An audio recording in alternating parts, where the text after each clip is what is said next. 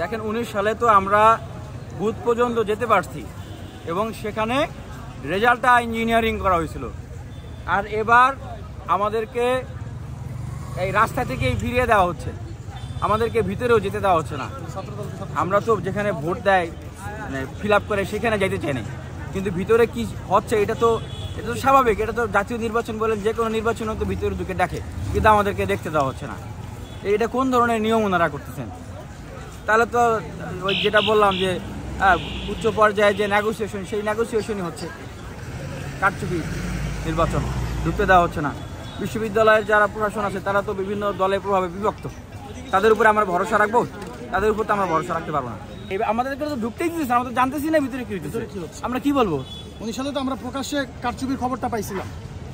আপনারা জান দেখেন কাউকে ভিতরে নেগোসিয়েশন করে দিচ্ছে কিনা, নিজেরাই সেখানে এগুলো সিল মেরে দিচ্ছে কিনা, আমরা তো কিছুই জানি না। প্রার্থীদেরকে দিবে না যাইতে, এটা কোনো কথা নাকি?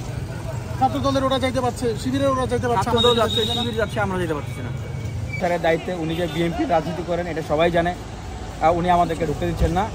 এখন কথা হচ্ছে যে নির্বাচন কি ওনারা করতেছেন না নির্বাচন আমরা করতেছি? ক্যান্ডিডেট তো আমরা, তাহলে সেখানে কি হচ্ছে না হচ্ছে সেটা কি ওনাদের উপর আমরা চোখ বন্ধ করে বিশ্বাস রাখবো না আমরা নিজেরা যেয়ে দেখবো?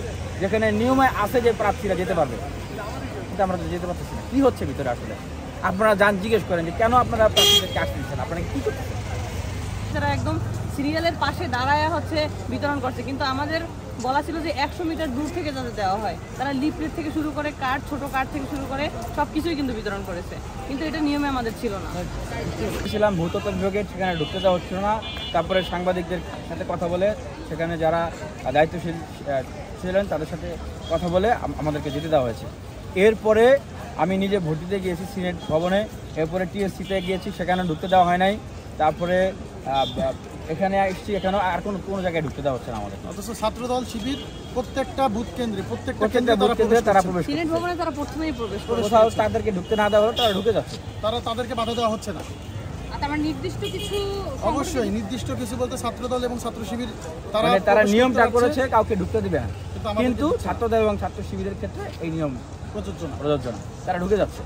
এবং আমরা আশঙ্কা করছি যে বড় এই দুইটি সংগঠনের মধ্যেই প্রধান যে পদগুলো তারা ভাগাভাগি বা সমঝোতার মাধ্যমে এগুলো বন্টন করবে, এবং সেই আশঙ্কা আমাদের কাছে মনে হচ্ছে এটাই বাস্তবায়িত হচ্ছে, এবং সেটা করা হচ্ছে, আমাদেরকে ঢুকতে দেওয়া হচ্ছে না ভিতরে। এবং তারা সকাল থেকে নিয়ম কিন্তু ভেঙে আসছে। আমি লোকাল থেকে যখন